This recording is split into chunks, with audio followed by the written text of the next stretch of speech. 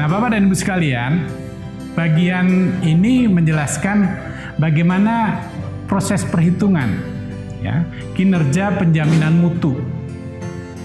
Nah, setiap indikator seperti yang tadi saya katakan akan memiliki bobot yang berbeda tergantung pada tingkat kepentingan. Misalnya saja pada aspek kedisiplinan warga sekolah.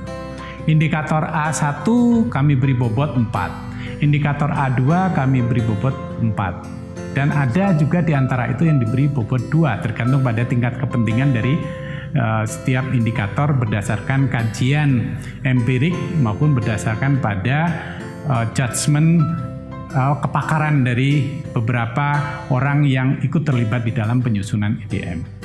Proses pembelajaran juga demikian. Jadi kalau kita lihat kedisiplinan ini total bobotnya 21, proses pembelajaran bobotnya 23 dan seterusnya. Nah, Bapak dan Ibu sekalian, setelah itu nanti akan ada proses-proses perhitungan dalam rangka untuk menghitung skor tertimbang maksimum setiap aspek.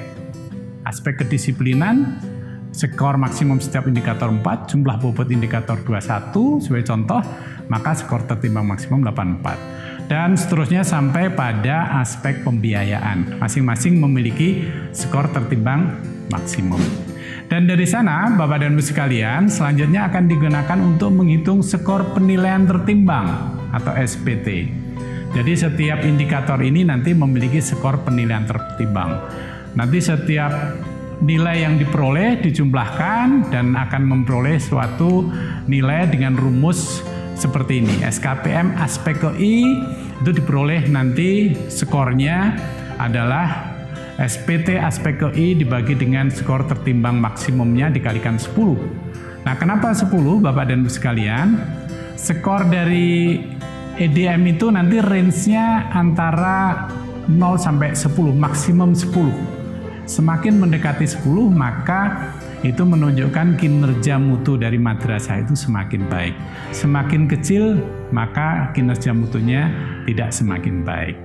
Dan ini ada jenis rumus cara menghitung skor kinerja pencapaian mutu atau SKPM. Nah, Bapak dan Ibu sekalian, sebagai contoh saja dalam suatu madrasah diperoleh skor untuk aspek kedisiplinan 7,86, pengembangan diri 8,17, proses pembelajaran 8,48, Sarpras 8,53, pembiayaan 7,95 sebagai contoh saja. Jadi Bapak dan Ibu sekalian, setelah diperoleh skor dari EDM, maka akan ada nanti pengkategorian skor. Ya, apakah kurang, cukup, baik atau sangat baik.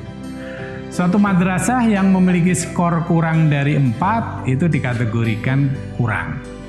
Kalau skornya antara 4 sampai 6 itu dikatakan cukup. Kalau skornya 6 sampai 8 dikatakan baik, kalau lebih dari 8 itu dikatakan sangat baik. Nah, Bapak dan Ibu sekalian, untuk mendalami hal itu, maka setiap madrasah harus memahami dengan baik instrumen evaluasi diri madrasah.